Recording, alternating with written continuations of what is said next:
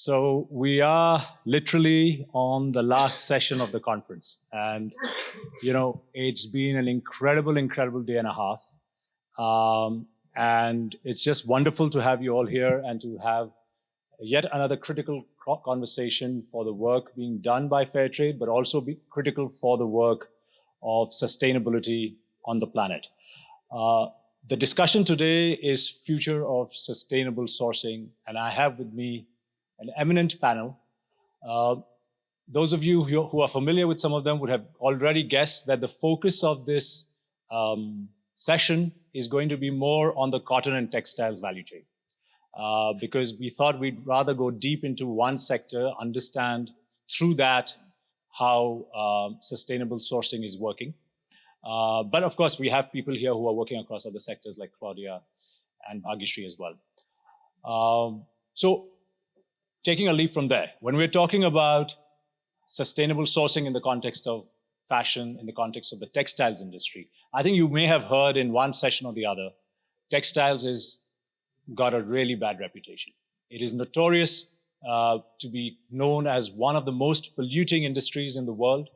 If I was to break that down into specifics, the textile sector contributes between 8 to 10% of the global GHG emissions. More than 8,000 chemicals are used across the entire textiles value chain. Some statistics say that about 10% of all agri-chemicals are used just in cotton cultivation. And on the other end of the chain, nearly one dump truck worth of textiles waste is sent to a landfill every second, right? So this is a sector where I don't think there is any debate. There is an urgent need for sustainable sourcing and greater sustainability being adopted. So from that context, we definitely have the urgency. There are some steps being taken. Now, if you were to look at the industry, there are early conversations around adoption of technology, for instance. The buzzword of AI is being really thrown across the whole sector, right from the design stage to process optimization to, even looking at how post-consumer waste can be improved. There is technology also in the context of new and regenerative materials being used in the textiles industry. So a lot of innovation coming into the space and has been coming. It's not a new phenomena. It's been coming for a decade. And you also have for a while some commitments from the major brands when it comes to their net zero commitments on decarbonization. Textiles is one of the first sectors where you'll see a lot of conversation and work being done on things like life cycle assessments. So there is an understanding amongst some of them, some of the businesses, some of the brands that, hey, we need to start moving and moving fast. Unfortunately, where it's moving fast is not on the sustainability adoption, but on the fashion becoming faster and faster. And we'll touch upon that. But before I jump into specifics, I just wanted to take a few minutes and hear from our panelists about their role, their organization's role, and how they're connected to the sustainable sourcing and textile sector. So I'll start with Claudia. Hello. Okay. Thank you very much for having me here. It's really a pleasure to be here and explain a little bit how we work in Germany and what's our market about. So Fairtrade Germany was built up in 92, and we started work with coffee, then tea, chocolate, juices, bananas when we got to the 2000, and we launched cotton in 2007 in the German market. So 2 years after the standard was written. And we had quite success. So to say we have over 100 licensees working with Fairtrade cotton in Germany. But they are small, they are really small. Then the big supermarkets came in and they started to sell bags with Fairtrade cotton. And nowadays, it's really half of our market is from these bags. And when we start to explain the cotton context, background, then all the time we heard the question, what's about the workers in the whole supply chains and the CMT? And when Rana Plaza collapsed, then we really pushed Fairtrade International forward to write a textile standard. And I guess as Fairtrade Germany, we are a great supporter of on the work on textiles. And till today, we try to push it more and more. And well, I guess in this, we are the main market for the Fairtrade cotton for Fairtrade. And I still willing to push it forward. Thank you. So yeah, I mean, Germany is the largest Fairtrade market that we have in the ecosystem. So it's great to have you over here. Next, I'd like to ask Ranga, who's been one of the pioneers of the Fairtrade movement, to share about his work and his organization and how they're connected to sustainable sourcing. Thank you, Abhishek. Good afternoon. I'm Sreeranga Rajan, and I'm the founder. Good afternoon. I'm Sreeranga Rajan, and I'm the founder CEO of Dibella India. So we are an apparel design and manufacturing company based in Bangalore. For us, sustainability and sustainable practices are not really an afterthought. Our entire company is built on the premise of responsible and transparent sourcing. And starting from sourcing cotton from community, from specific community with last mile traceability, to employing destitute rural women, to following some of the low impact production methods. We have spearheaded quite a lot of thought leading sustainable initiatives. And in the past 12 years, we have worked with, I would say we are fortunate enough to work with some of the pioneering ethical fashion brands globally and in India as well. So far, we have procured about 18,000 metric tons of Fairtrade organic cotton. And we have also produced about 12.6 million garments and paid close to about 1 million euros as a Fairtrade premium in the past 12 years. And we have also trained about 1,100 rural women for skill employment. And this is in addition to providing fair wages and hygienic working conditions for about 1,000 rural women. And with this, the momentum building up on sustainable sourcing and responsible sourcing, we are really hopeful more than ever that we can widen and deepen our impact in the near future. Super, thank you, Ranga. So that's really quite a long journey of working for the planet and the people. So really commendable. Next, I would just like Avinash to share about the phenomenal work that he and his organization are doing specifically with regards to sustainability and sustainable sourcing. Thank you, Abhishek. In fact, I just wanted to sit in one of the corners. I'm feeling so nervous being in the center of the stage. Ranga is so seasoned. He's always there. So, but anyway, so I'm Avinash, and I represent Pratibha Syntex Limited, which is a textile vertical. We call it farm to fashion. So I look after the farm part of it. So we're working with 20,000 odd number of farmers, training them and getting them certified. And when you're talking about the sustainable sourcing, so it's not in terms of environmental sustainability, but I'm considering that sustainably I'm buying from the same vendor, that is same farmer, for the longer duration. So that is what is something going to be really challenging. And I look forward to an interesting interaction. And at the same time, looking at this guy, because not even a single rupee of that 1 million has come to our farmers. Next time it is going to come to us. Thank you. Thank you. Yeah, so next I'd just like a quick word from Bhagyashree on, she's the in-country community manager for Open Supply Hub, about your work there. Yeah. Thank you so much, Abhishek. And we purposefully left this seat so that Avinash could take it in the center. So hello, everyone. Thank you so much, Abhishek. My name is Bhagyashree. I currently work as in-country India manager for Open Supply Hub. Open Supply Hub is a very different approach in the market to a transparency based platform, which is a not-for-profit and made as a public good.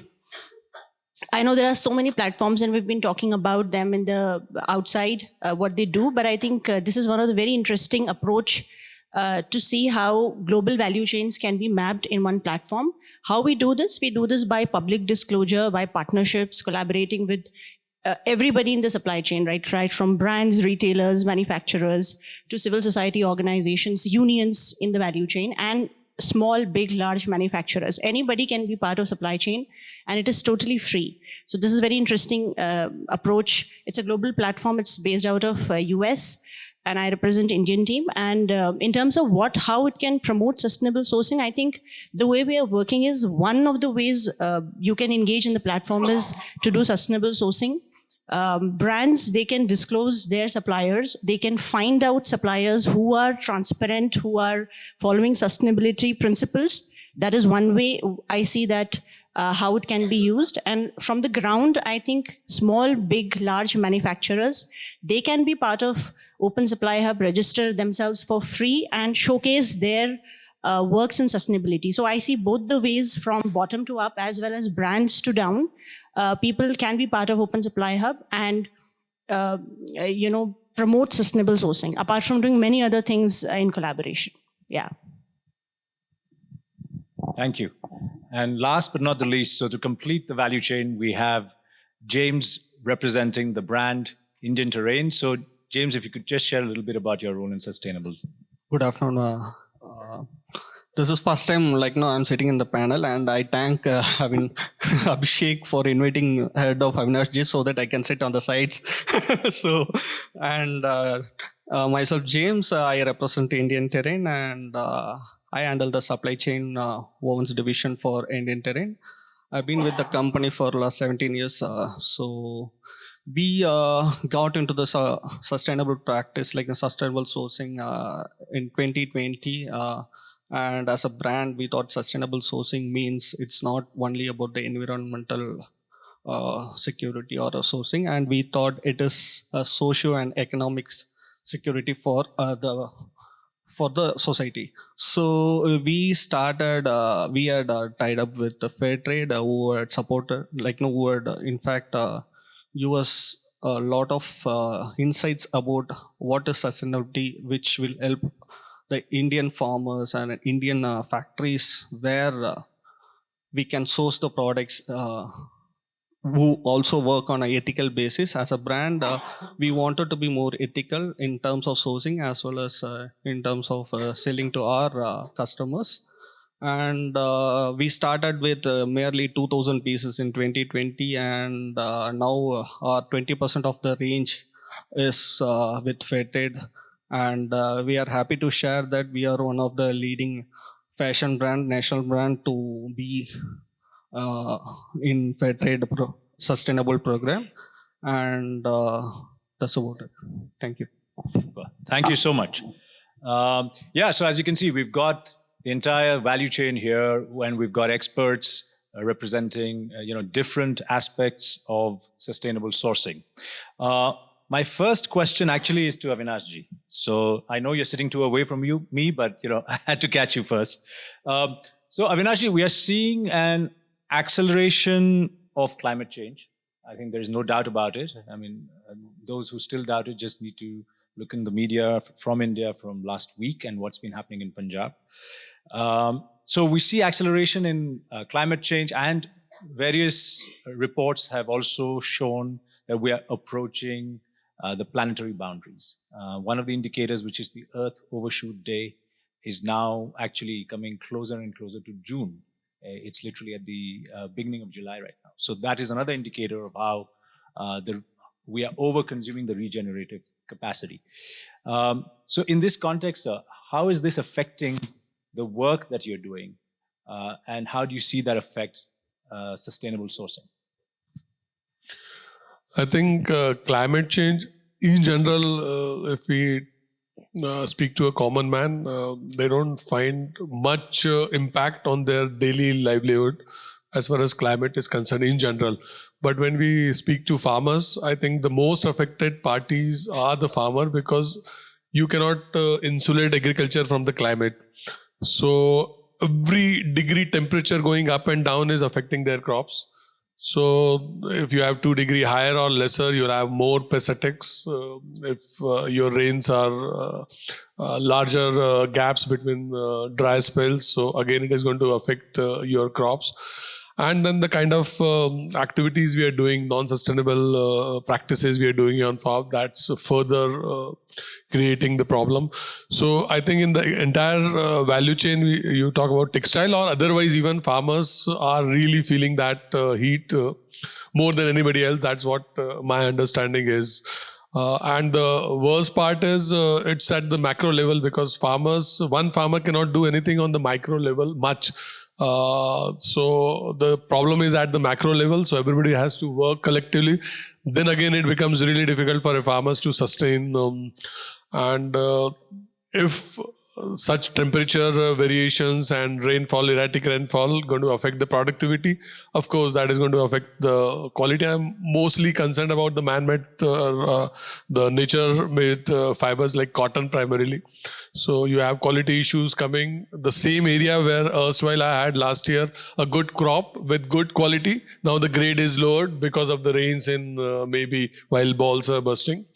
So these are the challenges with, I think, very visible. And then as farm groups, if we are working in a limited geography and that geography gets affected, then the whole disruption takes place. And then they are my farmers. I invested in them. They invested in the work. Now I'm not able to source from them because the quality is not going to be something which will be really useful in the supply chain. So that's how this is really challenging, and we are feeling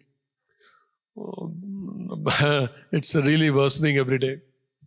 Absolutely. As you rightly said, that is the unfortunate tragedy of agricultural-based value chains, that brands and businesses in the value chain, they move their sourcing origins, but the farmer is rooted to the ground, literally. And when things like climate change, which are affecting specific regions which are more vulnerable, specific farmers and communities which are more dependent on the environment because they are rain-fed crops, it has devastating impact. What I do want to hear from you, sir, but is also how and what your groups are doing to kind of address this, because this is the harsh reality of, unfortunately, it's going to accelerate.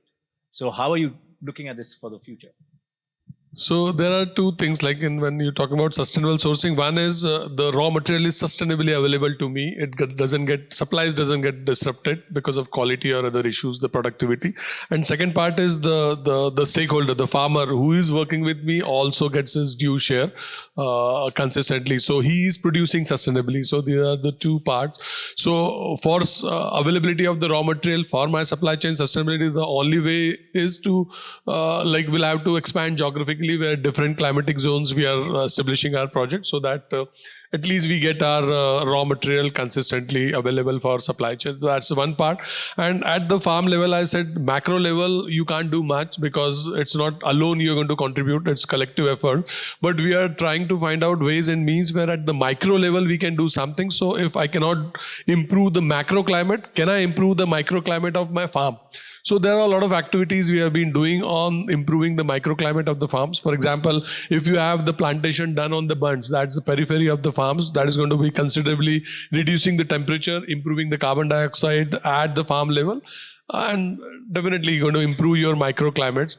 It will also conserve the water in the soil. So because you have that wind barriers along the farms. So these are the various activities which we are going to improve so that the farmer does not get much affected. He is going to get affected because if the climate change is like, it does not see papi kaun hai or jisne punya kiya, everybody dies, because if earthquake will come, it will not see you have the good deeds or the bad deeds. So same is whether you're an organic farmer or a conventional farmer, everybody is going to be affected same. But at least at the micro level, like we are working in the huge on the biochar to improve the soil fertility and soil organic carbon, which is going to make your crop more resilient to the climatic variability. So these are the some of the instances I've given. A lot of activities we are doing to improve the microclimate at the farms. Incredible. I think that is really incredible work. I think those pilots, and while others may be piloting, things like biochar, I think Pratibha, Vasudha has really taken a lead in that. And I think initial... For example, Fairtrade supported us seed. Now we have our own seed, so that's so resilient to the climatic changes. There's resilient to the pest effects. So that's one part. Additionally, Fairtrade supported us in the last 7 years. Super. Yeah, so I think, yes, the fact is that climate change is going to affect. The fact is that the lack of water is going to affect people. But there are collective actions that Fairtrade communities and Fairtrade groups of farmers are showing through their collective action, through which this kind of sustainability can be adopted to hopefully help them address this. I think, as you rightly said, as a business, you can diversify your origins. That's the primary way in which businesses are addressing sustainable sourcing. But as farmers as well, there is an important thing. Bhagyashree, is there something that you're seeing with regards to this issue? Yeah, thank you, Avinash. I think I'll just like to add from a very different perspective of high level how we are seeing, especially technology playing a role. Because I come from a digital platform, so I will give that lens from the ground lens that you gave. So one of the things that we are seeing as trends is that how people are using technology to, figure out the multidimensional challenges that we are seeing in sustainable, not just sourcing, but overall in this climate. So one is that how people are using. Second, we are also seeing that people are seeking more information. Where is the challenge, so that in the supply chain to analyze where are the risks, and then what mitigation can be done. So it's like 3 stage: plan, predict, plan, and mitigate. I think these are 3 things that we are understanding as we are engaging with brands as well as manufacturers. I also see one trend that brands are very open to also support their suppliers in this transition journey. I think we are seeing that, and also new suppliers if they are coming. So sometimes we feel it's a force that people have to comply, but we are seeing a very different lens where they are ready to support even small micro enterprises to that level they are going. That's what we are seeing. Bhagya, sorry, just to interrupt you there. Yeah. Can you share the kind of scale at which this is happening? Is it a pilot, or is this happening at certain scale? I think first these are pilots, to be honest, because if the pilots succeed, then it will go to the next level. That's what I'm seeing. But we are really seeing some of the global brands really talking about this at their very lowest levels of supply chain. Like we see a lot of tier 1 contribution. We are also seeing tier 2, tier 3 contributions from top global brands that is coming in the platform. So that is where I'm saying linking to this challenge.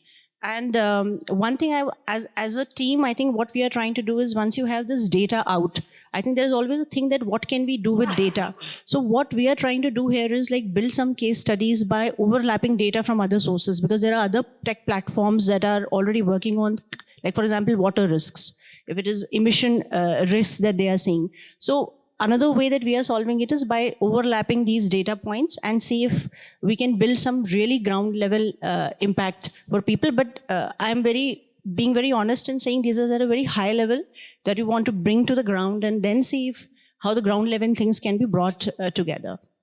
That's my point on that. Yeah. Thank you, Bhagya. And in terms of the use of technology, you'd say the digital platform is one of the things that you're seeing as being very widely used, right? I think we are starting to see that, yes, platforms like Open Supply Hub can be used in that way, but I think they need to reach that point where that number of data points have to start coming in. For example, today the platform is already having more than 16 lakhs data points. So, and in India it is like reaching 1 lakh, like 0.1 million. So I think if we are able to really map that whole players, right from the small micro players to medium and large in the chain, I think then you will start seeing those insights coming from that data. So that's what I will say. Okay, great. I want to stay on the theme on technology. Avinash ji, are you seeing greater use of technology at the farm as well as on the production side, in the manufacturing? So I'm looking after the ginning part as well. So from the manufacturing point of view, I can address to the ginning. That's the limited understanding I have in this value chain. So ginning, definitely there are huge gap, at least in India, where we see the technology lacking. In terms of contamination in the fiber, I think anybody who are miller or even garment manufacturers, contamination is one of the biggest challenges we've been facing. And I think at the farm level, definitely to a certain extent, you can like resolve this problem. But at ginning level, if the technological intervention where you can remove that contamination from the fiber itself, and you have automated activities happening on that part. So this is definitely going to help us. So we have done with one of our ginners, because we have outsourced ginning. So there we installed one such machine where we found that this technology has really helped us to remove that contamination from earlier 3 grams per bale to 0.5 grams per bale, which is a huge, and that's working. So that's where in manufacturing, I think technology intervention is required, at least at the ginning level. So I'll just skip at the farm level, because there are a lot of tools already available at the farm level, and some of that we are working. But frankly speaking, we haven't integrated technology much at the farm level in terms of IoT or other things. So I just skip that part right now. Sure. Thank you. Thank you so much. So, I mean, one of the big things that we see in the textiles value chain, actually, when we see in the sustainability sector at large, is that the conversation is very much environmental sustainability centric. Even in this conference, you would have seen there is a lot of conversation around decarbonization and environmental sustainability, climate action. We get it. I mean, that is an urgent priority. There is no doubt that climate change is one of the biggest existential threat to the human race and to our planet. Sorry, just more to the human race than to the planet, but it is one of the biggest existential risks we have. But I want to ask the panel, and this is a question for you, Ranga.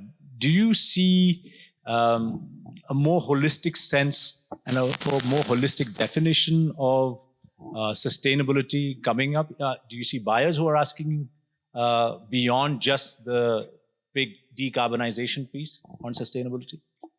Thanks, Abhishek. I think you are absolutely right. I mean, even I think James has mentioned some time back that sustainability is not just one-dimensional. And unfortunately, most of the conversation currently revolves around, what is the environment. When it talks about sustainability, it is about environmental sustainability. It is about water saving and decarbonizing, and which is, like you said, it is important. Without that, we cannot. This is an urgent need, but but the conversation cannot stop there. I think it is time to steer the conversation towards, holistic sustainability, which encompasses, economic sustainability, social sustainability.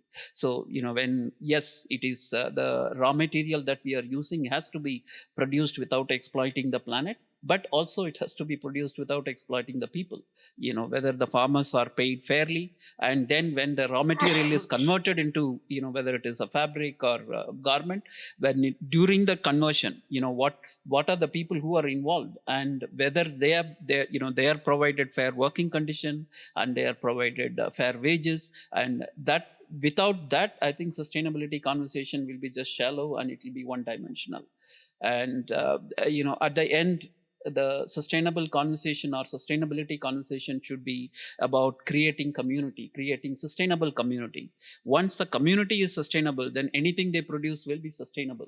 So I think it is really, really important that we move the conversation towards economic or holistic sustainability practices, whether all the pillars are covered, whether it is economic, social, or environmental. And we do see some changes, and thanks to some, especially with the Indian businesses and consumers, thanks to the work that you are doing and few other organizations that they are doing in India, we do see some of the customers and even the consumers, especially the younger generation, started asking questions about okay, it is good that it is organic, but how is it made? Who has made it, and have they been provided dignified livelihood? And these questions started coming up, and we see that conversation getting louder and louder. So hopefully that will lead to some significant changes or systemic changes in the near future. That's great news for all of us, because certainly I would say as Fairtrade, we have a more holistic concept of sustainability. Claudia, would you like to shed some light on the broader conversation? Well, when Fairtrade started in 19 whatever, they really focused on social issues. They said, well, there are organic schemes around, so it's not up to us really to look around. So, but then we spoke with producers and with consumers, and on the producer side and on the consumer side, there is no split in your mind. So you want a sustainable product. You want a sustainable livelihood in a environmental circumstance. So you can't split it.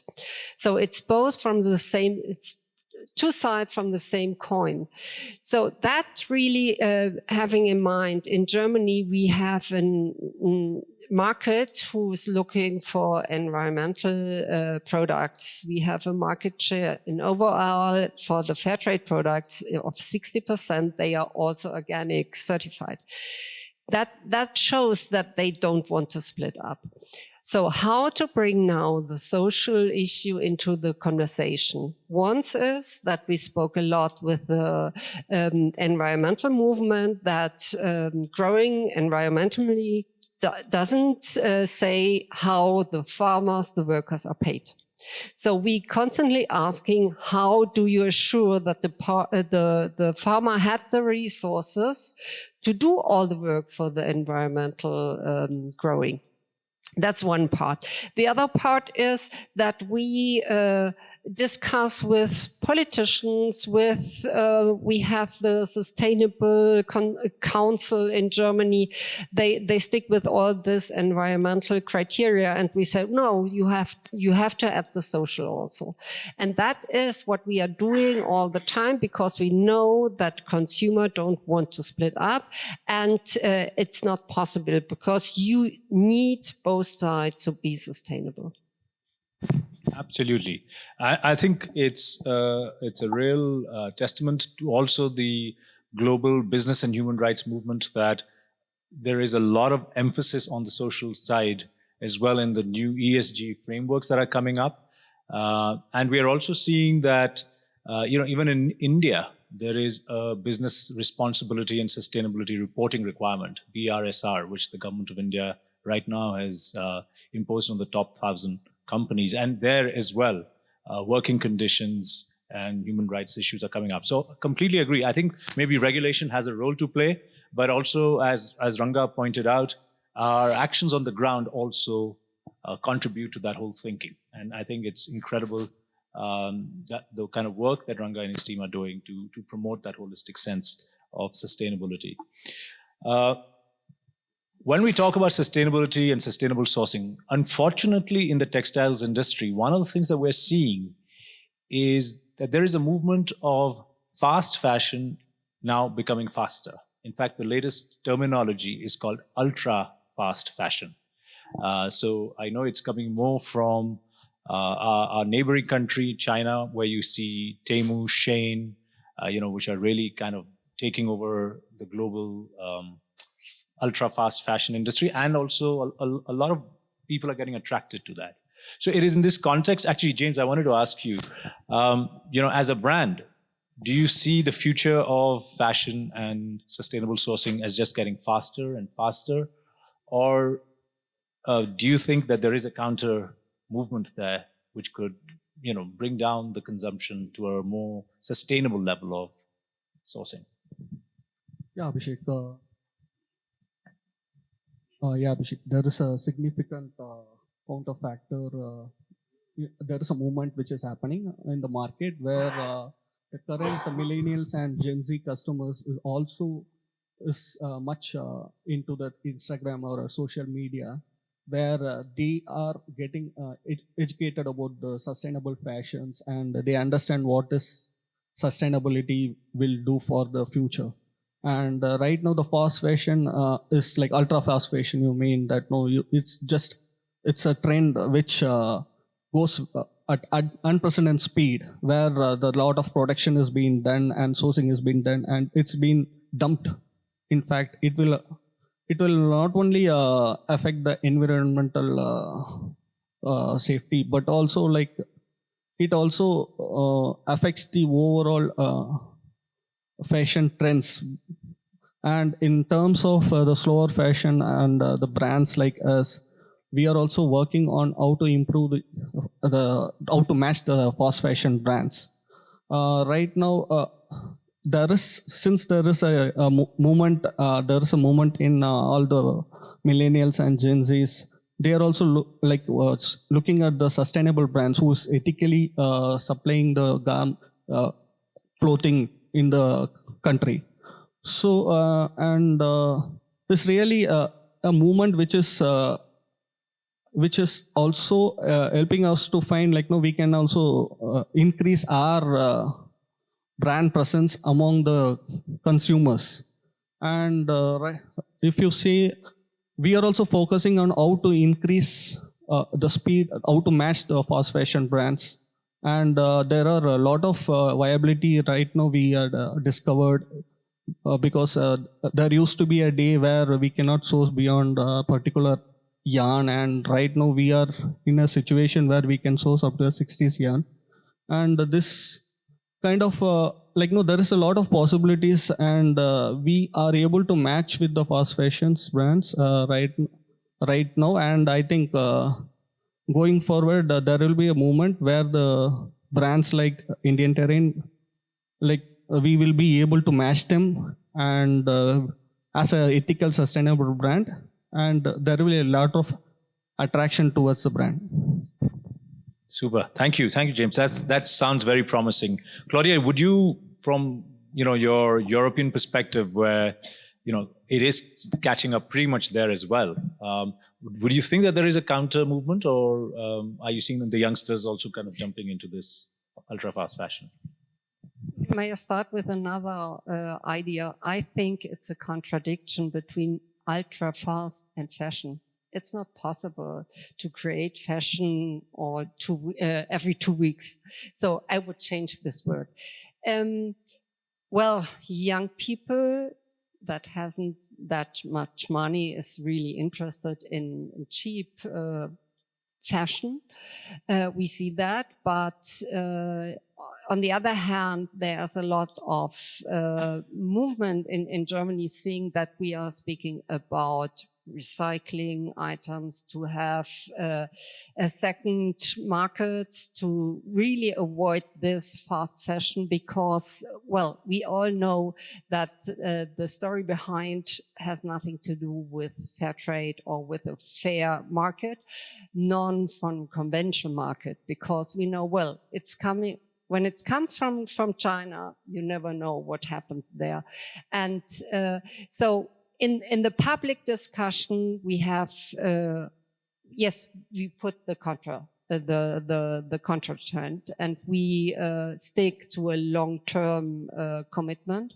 And when we look at our licensee we have with us, like Mela, like Komatsu, like Ernstings, like Brands Fashion, all of them, they are working on long terms fashion or workwear.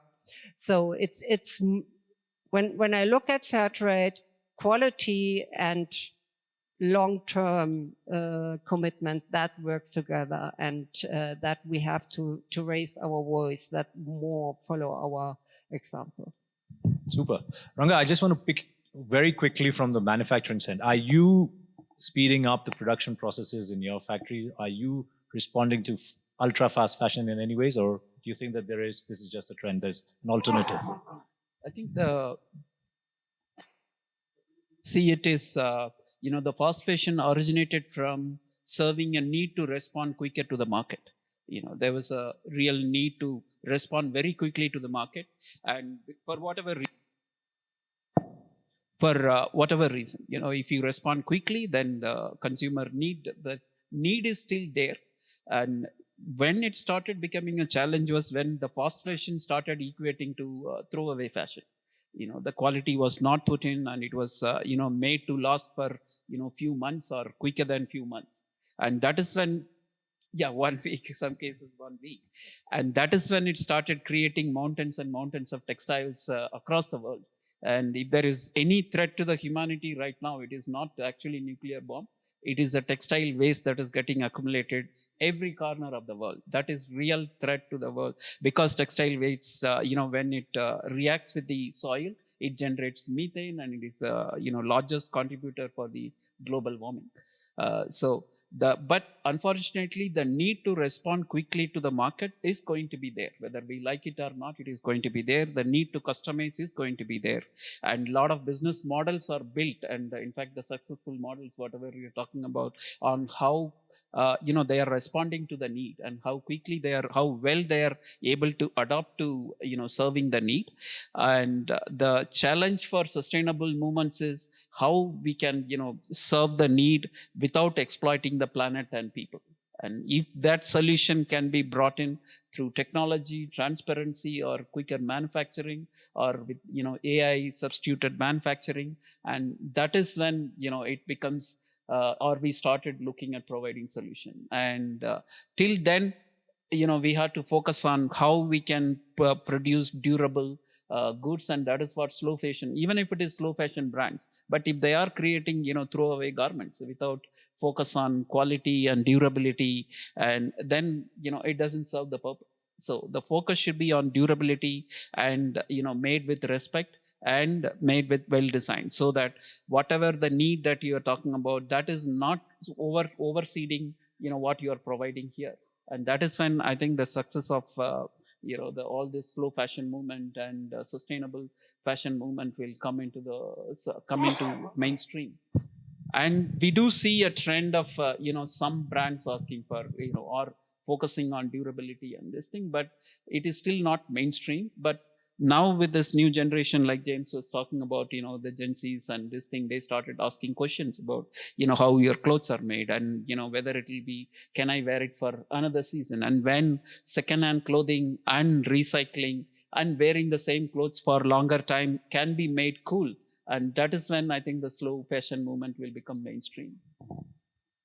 Absolutely agree. I mean, I think I know we kind of keep moving to the next generation and putting our hopes, and no pressure, guys, but really we see the next generation and their awareness and awakening around what is happening to the planet through their choices as one of the biggest counter movements to this ultra fast fashion. And hopefully it will be able to pick this up.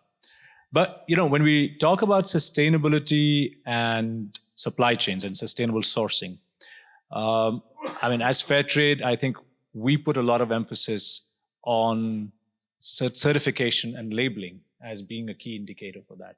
So, Claudia, I just want to get your thoughts on that. I mean, do you see that continuing in the future, or do you think, with technology coming in and blockchain, as some people say, certifications and standards may not be required? That would be, I hope that we would have some regulations and information that certification is not needed anymore. But when you work with people, and when you have this exchange, you know that the world is not ideal. So when we started with Fairtrade, the idea was to set an example, that we saw that the trade was not fair, and that all business said, well, there is no other way to do business. And with the mark, we could show the difference, and we could show there are consumers around to buy this item. That was the idea from the mark, from the logo, and second, with certification, that they went behind and say, well, it's right what they say about the mark.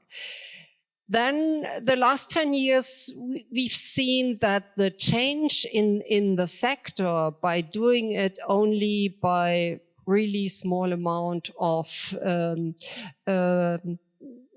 people, markets, the sector change is not such quick as we desired.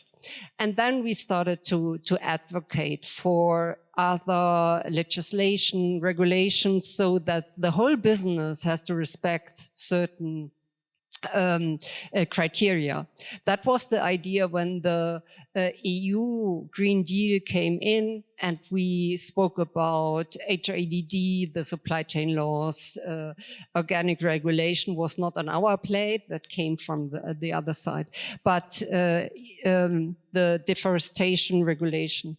So the idea was really that we want to higher the barrier and to have a level playing field for the whole business so that the sector could be changed. That was the idea behind the regulation. We made some mistakes because we underestimated that business can be lobby much more stronger than us.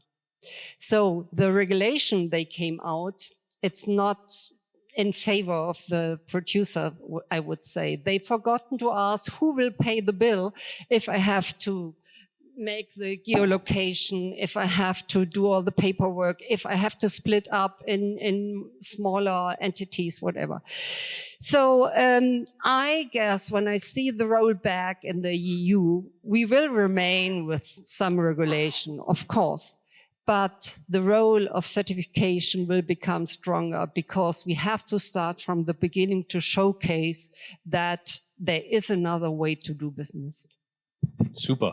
I want to go from our ideas of sustainability and certification at Fairtrade to those who are bearing the weight of it. So Avinash ji, certifications becoming more critical to the future. Is that how you see it, and is that something that you feel is needed? Yeah, in fact, Claudia was talking about so many data points to be collected, and at the same time you were talking about the ultra fashion. I collect data and you throw that thing in 7 days. It's really, I was just wondering, there are guys who throw it 7 days. Even COVID times, I wore that mask, disposable mask, for more than 7 days. So such a cheeky guys are also available in the society. So certification definitely has always played an important role, this assurance model, because when I claim something, my buyer is not going to believe there is third-party validation there. So as you talk about organic certification, you talk textile certification, GOTS, OCS, even Fairtrade, we could able to scale up our business because there was some assurance for our buyers. So definitely it's going to grow up. But sometimes it has, assurance model has some challenges as well, because in organic certification we find sometimes this becomes not a business case for farmers. It becomes more a business case for certification bodies, more a business case for laboratories, because the amount of sampling they're doing, I think one farmer is earning lesser than that. The sampling, the labs are earning more. So there has to be some balance, but yes, assurance model is going to continue, and that has played a huge role in making that business at the larger scale for us at least. I think certification as a compliance and conformity tool, it is very important for two reasons. One, there is so much confusion on the definition of what sustainability is and what different things mean. So certifications bring certain level of consistency on defining what is the meaning of sustainability or any kind of standards what we are talking about. And then two, to build consumer trust. Because of whatever, everybody claims everything. So, but who is actually giving some level of assurance or trust or bring credibility to that claim? And that is, as of now, only certifications can do.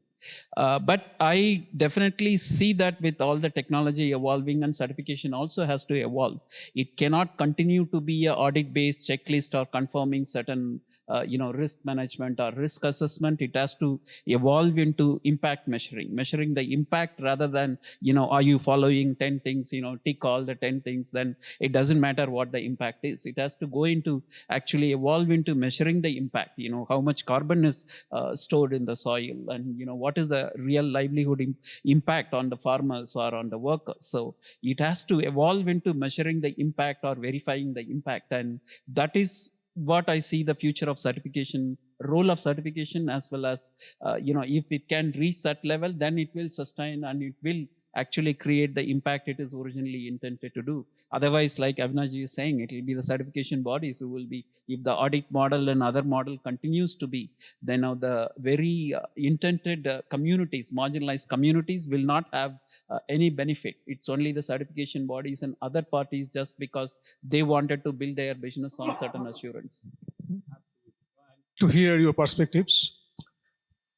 As we look back Fairtrade journey, like what started and where we are today, no aid but trade in 1960 to make a equilibrium in prices in 1989 by Max Havelaar. And today we are talking about changes, we're talking about resilient crop, better food, better garments.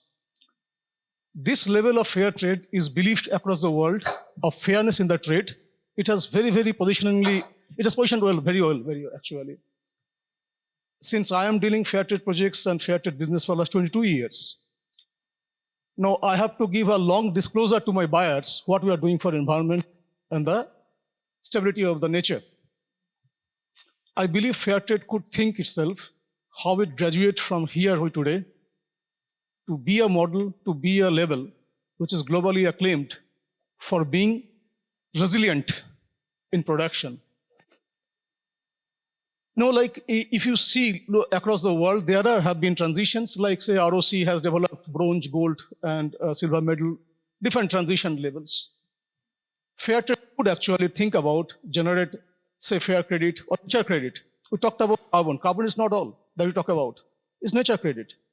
We might think, as Ranga was talking, it's very true that audits has been so monotonous, so cliche. It is not tangible. I am fair trade fine, but customers here don't know that what goes behind it. I think the next phase of discussion, Abhishek, should be this transition in fair trade. More than anything else, this shift in the mentality, shift in actions is very big time requirement today. That was my suggestion, actually, not a question. Thanks. Thank you. More than a question, is more like a comment or a remark. I was recently reading, and I hope I get the numbers right, that across the world right now, we have enough garments for the next 6 generations. So we have more than enough clothes.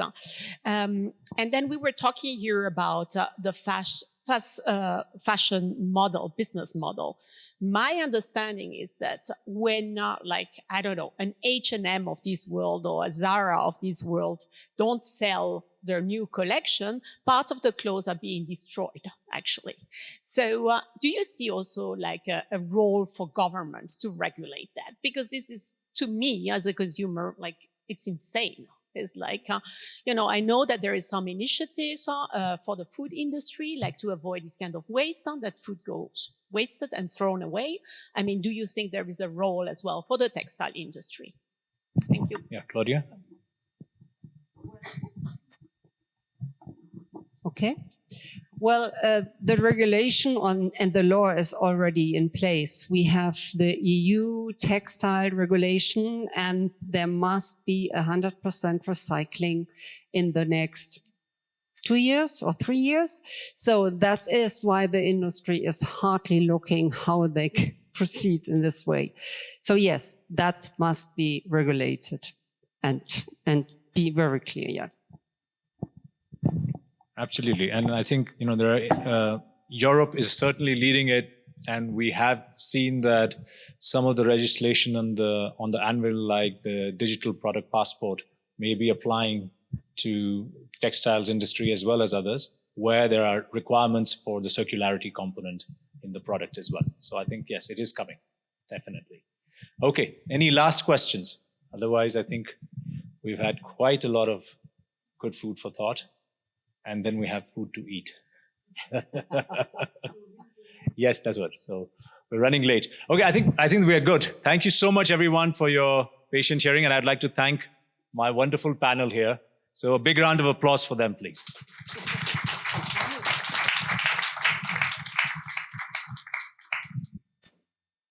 Thank you, Mr. Jani, for anchoring this important discussion. And thank you to all our speakers for sharing such rich perspectives on the future of sustainable sourcing. Your insights has given us plenty to reflect on, from sustainable practice to the role of collaboration in building fairer supply chains. As a token of gratitude, may I now invite Mr. Blaise, CEO Fairtrade France, to kindly come forward and present speakers the memento. May I request Claudia to come forward?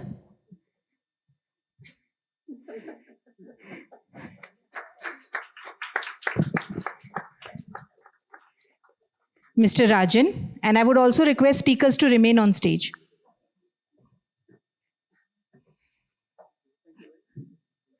Can you come here? Here, so that this comes.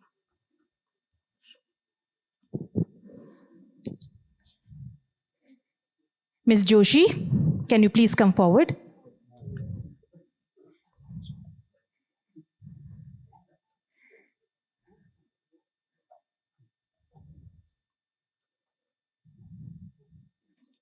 Mr. Karmakar, can you please come forward?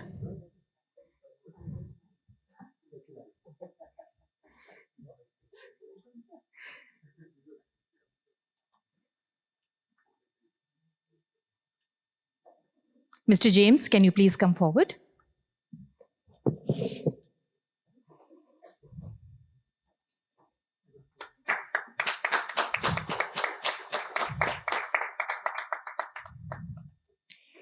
And now, the moderator, Mr. Jani.